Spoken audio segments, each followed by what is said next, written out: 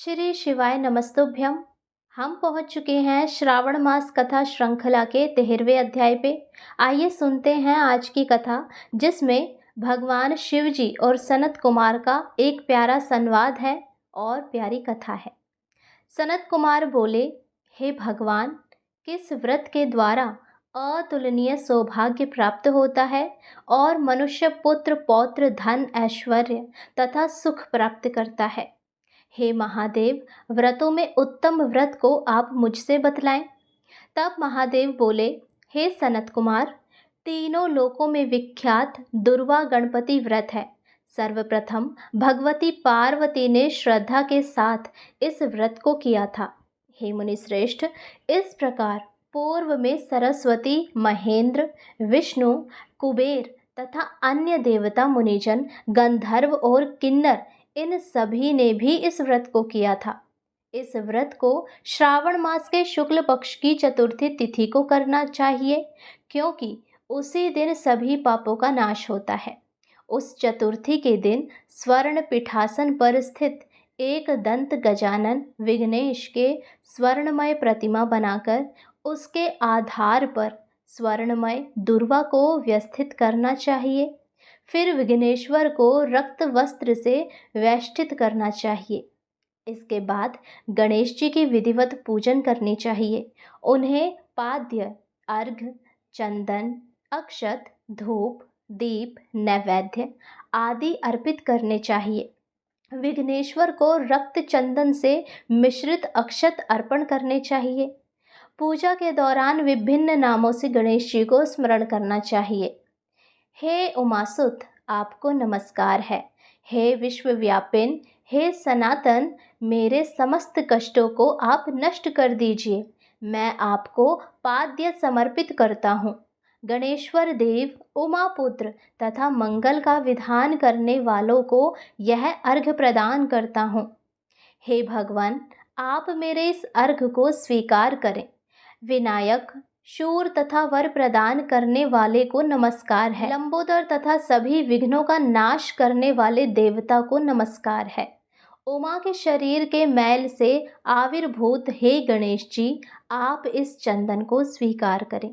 इस प्रकार अनेक उपचारों से भी गिरिजा पुत्र विघ्नेश की पूजा करनी चाहिए।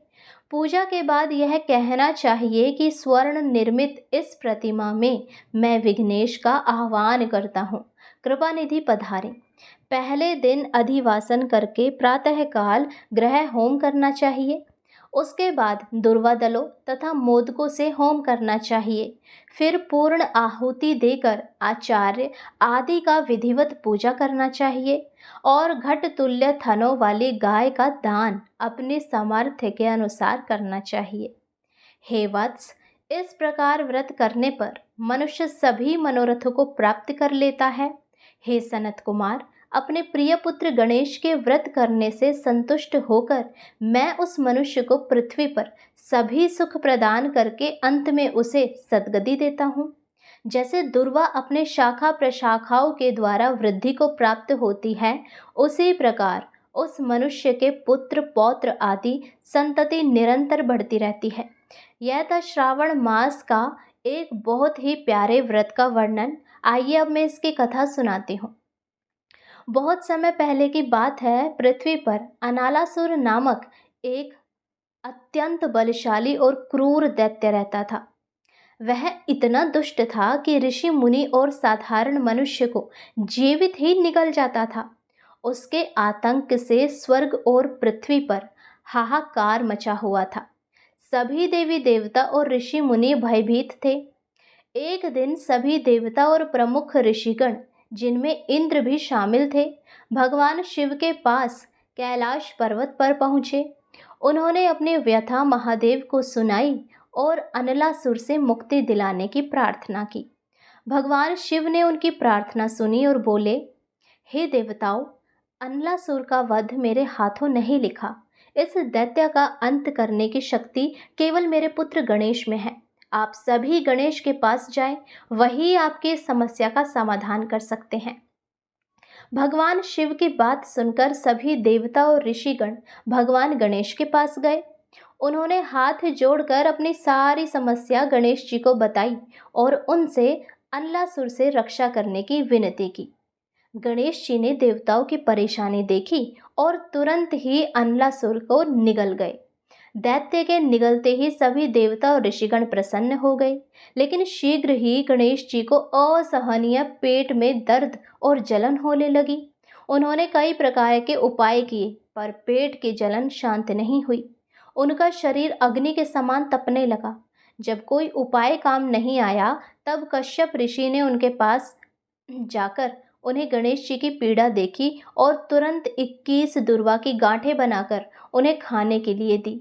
गणेश जी ने दुर्वा की गांठों को ग्रहण किया और जैसे ही दुर्वा उनके पेट में गई, जैसे मानो चमत्कार हो गया।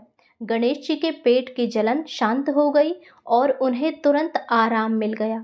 उनका शरीर शीतल हो गया। दुर्वा के इस चमत्कारिक प्रभाव से गणेश जी अत्यंत प्रसन्न हुए। उन्होंने कश्यप ऋषि और सभी देवताओं से कहा, आज से जो भी भक्त मुझे दुर्वा अर्पित करेगा, उसकी सभी मनोकामनाएं पूर्ण होंगी। जिस प्रकार दुर्वा अपनी जड़ों से फैलती है और बढ़ती है, उसी प्रकार दुर्वा चढ़ाने वाले भक्त के घर में धन, संतान और सुख की वृद्धि होगी। इसी घटना के बाद से भगवान गणेश को दुर्वा अत्यंत प्रिय हो गई। यही कारण है कि श्रावण मास के शुक्ल पक्ष की चतुर्थी को दुर्वा गणपति व्रत का विधान है। इस दिन गणेश जी की पूजा अर्चना करते हुए उन्हें विशेष रूप से दुर्वा चढ़ाई जाती है, जिससे वे प्रसन्न होकर भक्तों के सभी विघ्नों को दूर करते हैं और उन्हें पुत्र, धन, ऐश्वर्य और सुख प्रदान करते हैं। इस व्रत से मनुष्य को लौकिक सुखों की प्राप्ति होती है और अंत में सद्गति भी मिलती है। तो ये थी श्रावण मास महात्म्य की 13वें अध्याय की कथा। आशा करती हूँ आपको ये कथा अच्छी लगी हो। वीडियो आप अपने सभी परिवारजनों, भाई बंधुओं के साथ शेयर करें, चैनल को सब्सक्राइब करें और नोटिफिकेशन के लिए बेल आइकन ज़रूर दबाएं आगे की कथाओं के लिए। हर हर महादेव, जय शिव शंभू।